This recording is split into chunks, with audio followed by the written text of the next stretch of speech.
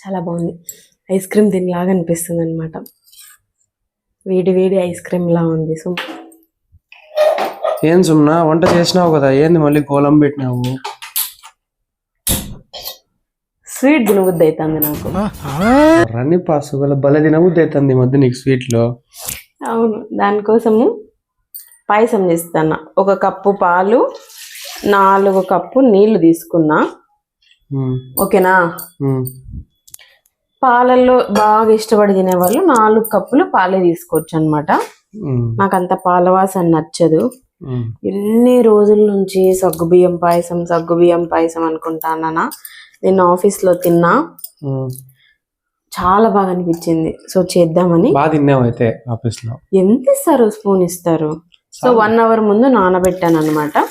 పాలు వేసి 4 cups, 1 cup సగ్గుబియ్యం, అదే సాబుదానా దీంట్లోకి వేసి బాగా మరలించాలి.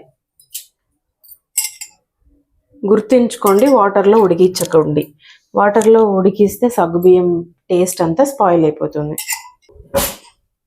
ఏమది చేతిలో? దీనికి మెయిన్ ఇంగ్రీడియంట్ అన్నమాట. ఇదే స్పెషల్ టేస్ట్ ఇస్తుంది మన సగ్గుబియ్యం పాయసంకి. ఏమనుకుంటున్నారా? Custard powder. దీన్ని కట్ చేసుకొని 1 స్పూన్ వేసుకోవాలా, 2 స్పూన్ వేసుకోవాలా చూద్దాం. 1 స్పూన్ కస్టర్డ్ పౌడర్ సరిపోతుంది. దీన్ని ఇప్పుడు మనం వాటర్ వేసి మిక్స్ చేసుకోవాలి. చాలామంది మిల్క్ కూడా వేసి మిక్స్ చేసుకుంటారు. ఎవరెవరి ఇష్ట ప్రకారంగా వాళ్ళు చేసుకోవచ్చు. దీన్ని ఉండలు లేకుండా, బట్ గుర్తుంచుకోండి, చెయ్యి అనేది కస్టర్డ్ పౌడర్కి యూజ్ చేయకండి.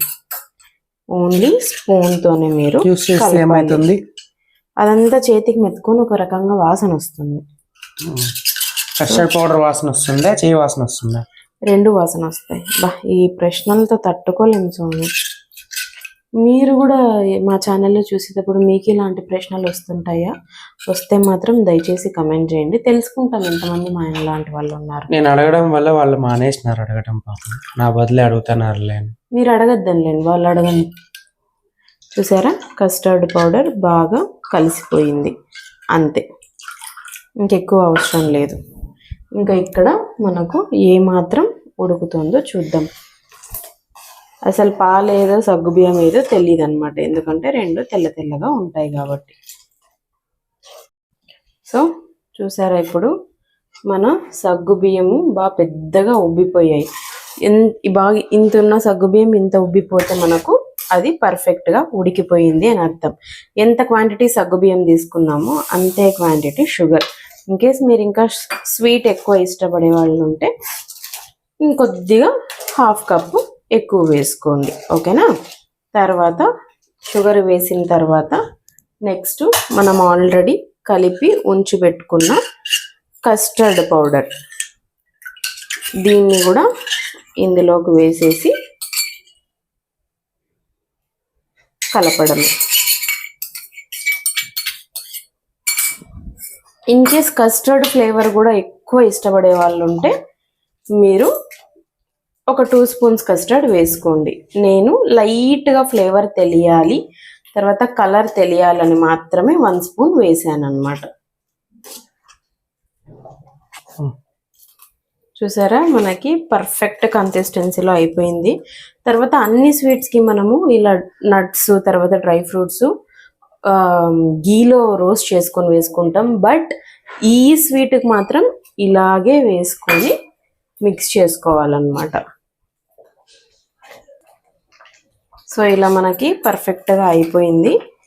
ఇంకా tasting session. So let's see ఎలా వచ్చింది అని.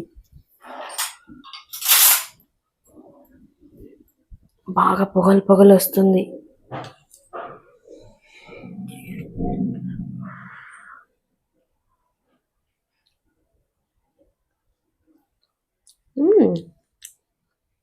చాలా బాగుంది. ఐస్ క్రీమ్ దీనిలాగా అనిపిస్తుంది అనమాట. వేడి వేడి ఐస్ క్రీమ్ లా ఉంది. సో మీరు కూడా ట్రై చేయండి, ఎలా ఉందో కమెంట్ చేసి చెప్పండి.